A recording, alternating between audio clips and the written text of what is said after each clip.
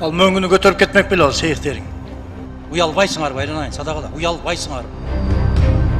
Аталардын атын берип койсоң, бул эмден кем кетип атат? Японияга бир эле областты бербейт. Ал бул улуттун маселеси. Бул мамлекеттин маселеси. Ариет, намыстын маселеси. Кичине мындай ичиңерди кеңирээк кылсаңар туугандар. Кыргызстанда Путиндин ысымы ыйгарылган чоку бар экенин айрымдар билчү эмес.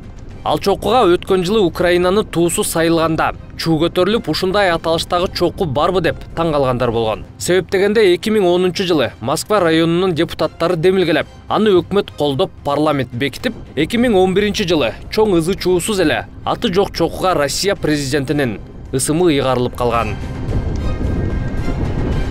Бирок анда деле буга каршы болгондор, жактагандар да болгон. Каршы чыккандардын сап башында ошол кездеги парламенттеги Ата журт фракциясынын лидери, азыркы УКМК төрагасы Камчыбек Ташиев болгон. Ал мындай деген: Кыргызстанга кошкон салымы үчүн Путинге мамлекеттик сыйлык берсек жарашат, бирок жердин атын эмес. Эми болсо мөңгүлөргө араб шейхтеринин атын берүүгө каршылык жок. Кече парламент Ысык көл облусундагы тоо кыркаларындагы 2 мөңгүгө араб шейхтердин ысымын ыйгаруу жөнүндө мыйзамды жактырышты. Кыргыздын баатырларынын ысымы коюлбай, жет атабыз тааныбаган арабтардын аты ыйгарылып жатканын Адахан Мадумаров сынга алган. Жасакерленгендин дагы чеги болушу керек. Бул мамлекеттин намыстын маселеси болуп жатат деп. Уялбайсыңар байланайын, садагала, уялбайсыңарбы? Ушундай нерсени көтөрүп келбей эле койбойсуңарбы жогорку кеңешке? Кайсы өлкөлөрдө бар ушундай көрүнүштөр? Кошно өлкөлөрдө бар ушундай көрүнүш? Жок. Алар акыл менен иштейт.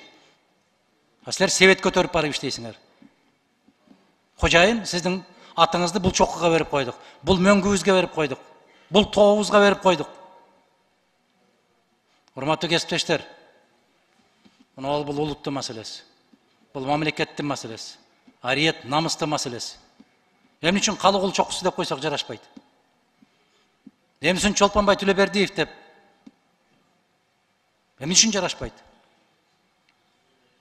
Эмне үчүн Осмон Жакыпов, Мамасал Тешебаев, Самат чокусу деп койсок эмнеге жарашпайт?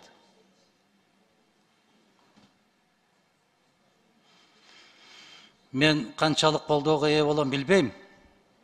Бирок менин жүрөгүм сыздап отурат. Жүрөгүм ыйлап отурат. Мына Жолборс Жоробеков деген мырза Исхак Разаков жөнүндө китеп жазган экен, бүтүндөй архивге таянып жазган экен. Мына ушунда дагы ушундай кылып жеген экенбиз Кыргыздын баарын. Архивдик документтер. Касым Тыныстановду ушул жерден союп атат экинчи кыргыз. Эмне деп? Ороодо даның мол болсо, короодо малың ток болот деп жазып койгон үчүн. Токтотпойлу ушундай нерселерди. Бул сөздөрдөн кийин кээ бир депутаттарды токтотуу мүмкүн эмес да. Ичи тарлык кылбай эле берели. Эмне мөңгүлөрдү көтөрүп кетмек беле деп чыгышты. Анан да жөн кишинин атын ыйгарып жаткан жокпуз да дешип. Король Абдулазиз мусулман ыйыктыктарын Мекке менен Мединанын ээси. Эмне деген өлкөнү дүйнөнүн азыр канчанчы өлкөсүндө чыгарган кишилер булар. Бир гана жаман жери король Абдулазиз эмес, падыша Абдулазиз деп жазыш керек тияка. 8000 оруста аты коюлган, өзүң тааныбаган 2 чокуга 2 дос өлкөнүн падышасын куруучу үөлөр, куруучу аталардын атын берип койсоң, бул эмден кем кетип атат? Сөздөп эле сүйлөй бербеш керек да. Ушуга чейин силерди ким кой деди кыргыздын аттарын бергенге?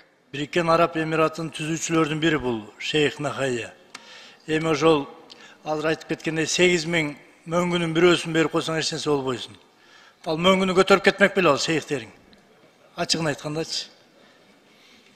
Күндө ысып атат, эрип кеткен болсо жок болот ал мөңгү. Кичине мындай ичиңерди кеңирээк кылсаңар туугандар.